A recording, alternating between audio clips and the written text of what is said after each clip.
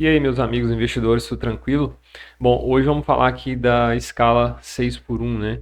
Que é o assunto aí, talvez, que está sendo mais falado aí, né? No meio político, no meio financeiro também, empresarial, porque isso aqui, de fato, né, vai impactar a nossa economia, de repente o PIB, e certamente vai impactar os nossos investimentos, vai causar algum tipo de oscilação aí na bolsa, dependendo dos desdobramentos, né, do que vai acontecer, do que isso vai trazer aí de benefício ou talvez de prejuízo para algumas empresas.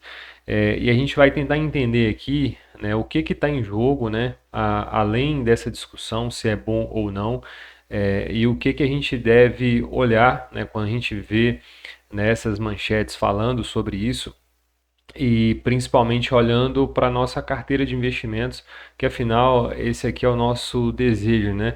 Investir cada vez melhor, performar cada vez melhor, então a gente tem que ficar de olho nessas coisas e eu gosto de analisar tudo com muito detalhe, né? Unir uma coisa com a outra, juntar os pontos aqui para a gente poder entender um pouco mais do que está sendo falado na mídia, tá bom? Então eu espero que vocês gostem aí, é, porque dá um trabalhinho para poder fazer isso aqui, mas eu faço porque eu gosto, porque eu sinto realmente prazeroso para mim fazer isso aqui e poder compartilhar com vocês, tá bom?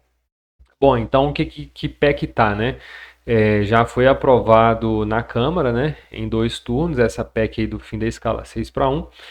Falta passar ainda pelo Senado, né? O projeto deu uma esfriada, só que como lá na Câmara foi aprovado com 90% dos votos, isso geralmente tem uma tendência de passar no Senado também, né?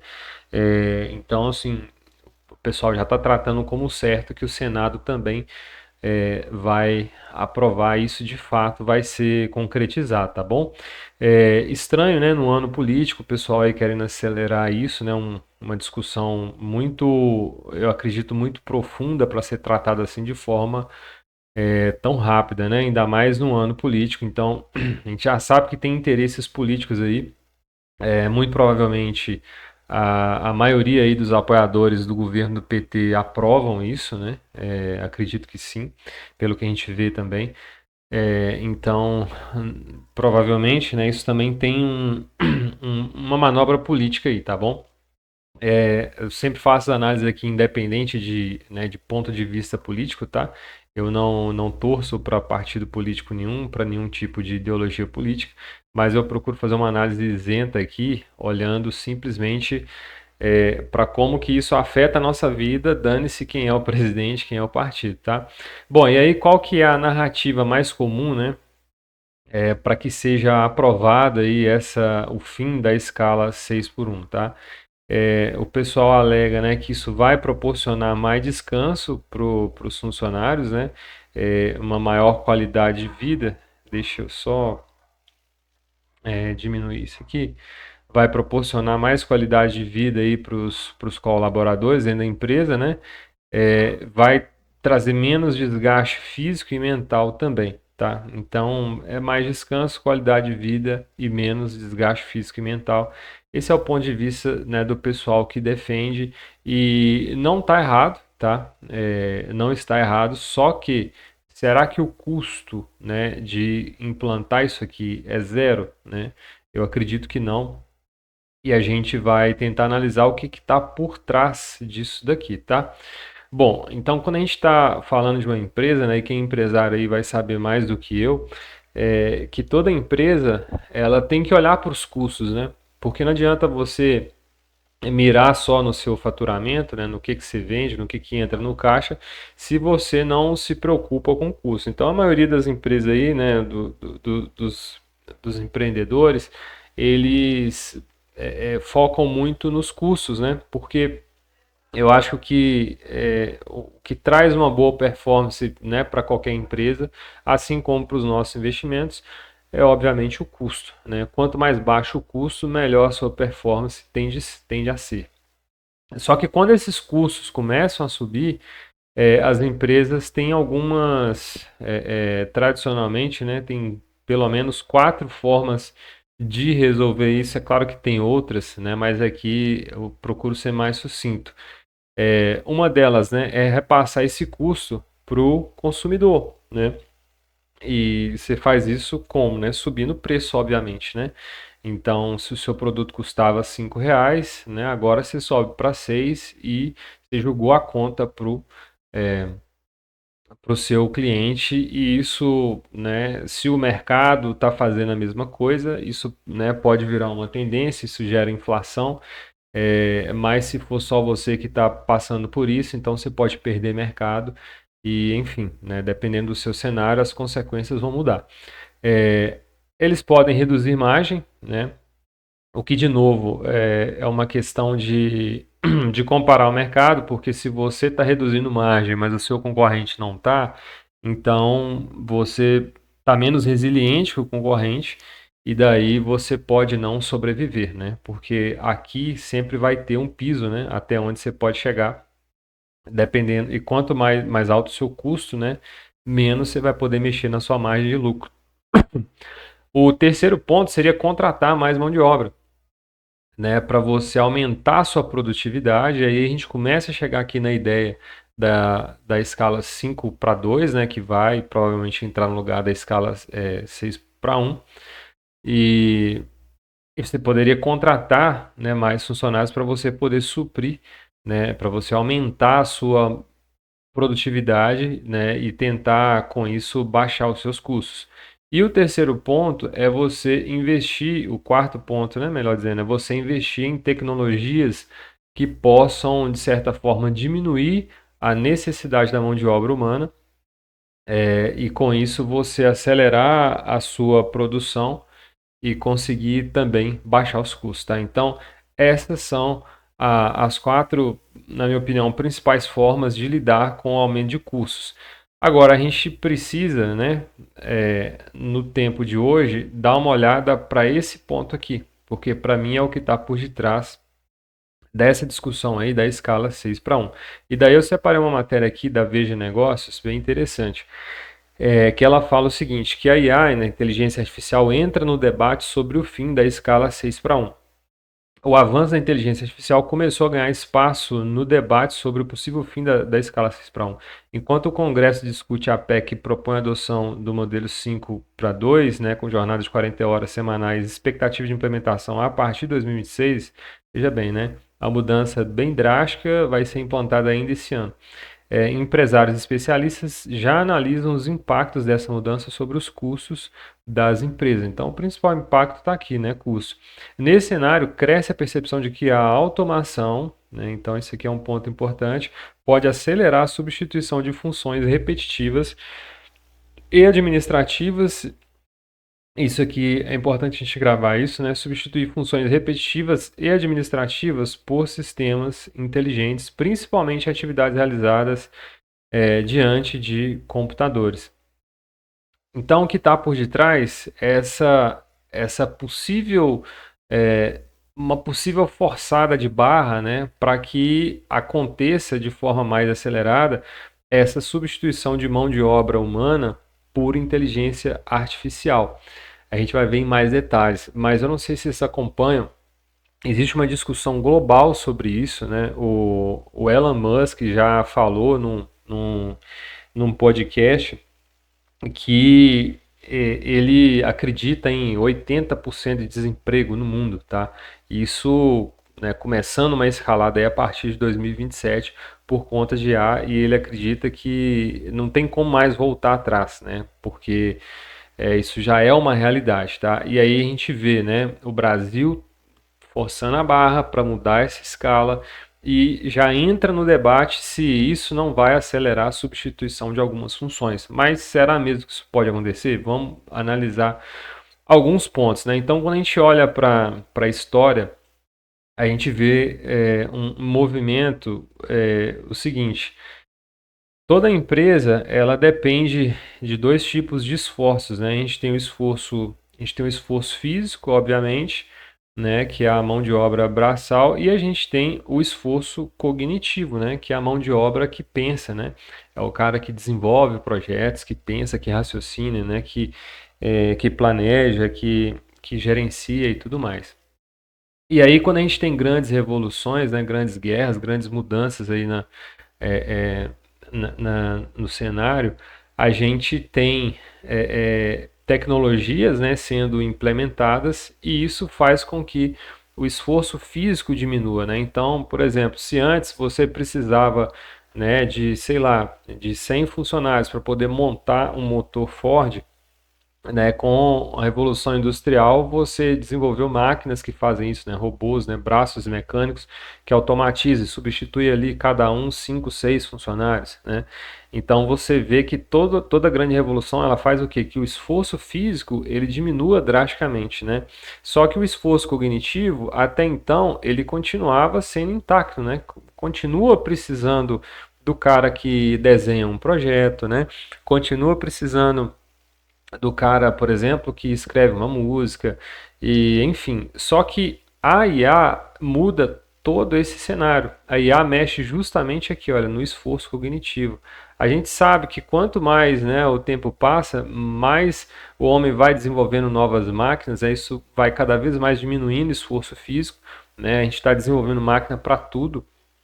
E aí você agora com IA você tem a redução do esforço cognitivo. Então, hoje, por exemplo, se você quer gravar um jingle para sua padaria, para fazer um comercial na rádio, você não precisa mais contratar uma empresa lá de Belo Horizonte ou de São Paulo que faça isso para você e que cobra caro, porque você entra ali numa IA, né, você simplesmente escreve, tem uma padaria, preciso de um jingle para fazer um comercial na rádio. Você gera isso em fração de minutos, né? Se tiver um custo baixíssimo, né? Talvez 5% que você pagaria para uma empresa gravar isso num estúdio musical todo equipado. Então, assim, eu estou dando só um exemplo de esforço cognitivo sendo substituído, mas a gente pode levar isso para diversas cadeias, tá? Então, hoje, funções como funções repetitivas, né? Como a gente viu na matéria da Veja, como contabilidade, enfim, não estou lembrando aqui muitas, mas diversas outras são as que mais vão ser afetadas e mais vão começar a ser substituídas pela IA, tá? E aí o que, que vai acontecer, né? Se a gente tem essa crescente de custos, né, que obviamente a gente vai ter se a gente reduzir a escala de trabalho, você vai ter duas principais saídas, né? Essas duas aqui, eu acredito que vão ser totalmente inviáveis, né? Pelo contexto que a gente está vivendo de inflação alta, de juros altos, né? De pressão inflacionária global.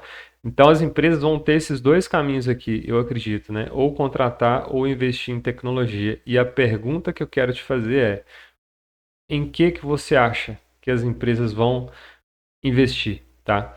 Lembra, né? Agora a tecnologia não substitui só o esforço físico, mas substitui também o esforço cognitivo em muitas áreas. É claro, né, que precisa de muita adaptação ainda, né? As empresas também têm a questão social, mas quando aperta no bolso, eu tenho certeza que a questão social não fala mais alto, tá? O que fala mais alto é o dinheiro no bolso no final do dia do patrão. Então eu acredito que esse cara aqui vai ser a melhor saída para as empresas, tá? Bom, e o que que isso impacta de verdade, né? O que que a gente vê disso tudo? Que a redução da jornada, ela certamente, né? Isso já é um fato, ela vai aumentar o custo por hora, né? Trabalhada. As empresas vão buscar mais produtividade e a pergunta que fica, né, é se a automação de fato vai ser a saída, né? Automação e a IA. E eu acredito que sim, e isso já é uma tendência global, tá?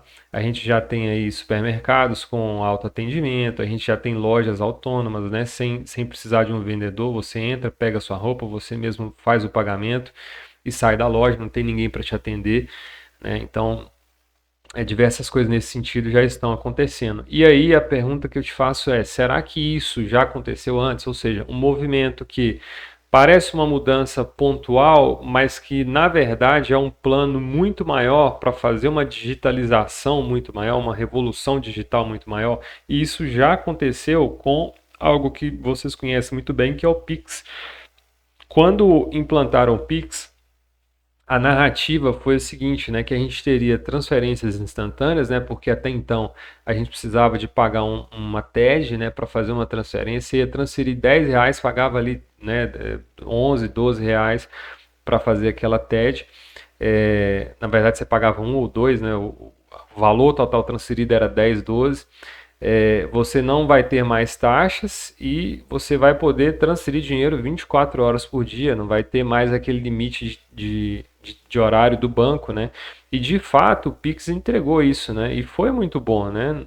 Já, longe de mim querer dizer que foi ruim, pelo contrário, foi ótimo. Eu uso direto aqui para transferir dinheiro, né, para a conta global de investimentos e o dinheiro, né, embora não é diretamente pelo Pix, porque tem um intermediário, mas assim a transferência na conta ela chega instantânea, mudou a vida de muita gente, né? Isso melhorou para muita gente, para muito empresário, inclusive. Só que a realidade, a gente, quando analisa algumas coisas, a gente começa a entender a realidade. Separei aqui uma outra matéria da Exame, explicando o seguinte, né? Que do Pix ao Drex, como que o Brasil se aproxima da revolução financeira da China. E aí a gente tem uma fala aqui, uma opinião do próprio presidente do Banco Central, o Gabriel Galípolo, né? Ele diz que o país está construindo uma nova infraestrutura digital baseada em três pilares, né? O Pix 2.0, o Open Finance, que são informações compartilhadas entre bancos, e o Drex, né? O Drex, para quem ainda não conhece, é a versão digital do real brasileiro. Então a gente já tem aí a moeda digital do Brasil, que é uma CBDC, que se você analisar a construção dela, né, a pretensão, as regras de transição do real para o Drex, você vai ver que no longo prazo a intenção do Banco Central é acabar com o dinheiro impresso e usar só o Drex, né?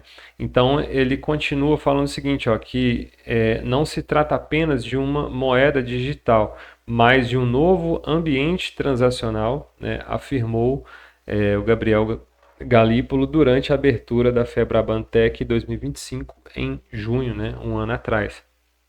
Então a gente vê o seguinte, que talvez o Pix não foi criado pensando, né, em revolucionar o mercado bancário, o mercado financeiro, né, tanto quanto a gente criar depois o Open Finance e depois o Drex, né?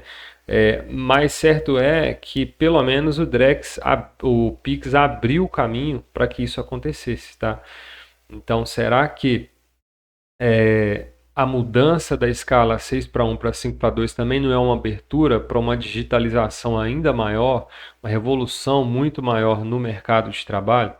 Tá? Por quê? Porque uma inovação, né, como a gente viu com o Pix, ela pode abrir caminho para outra muito maior, tá?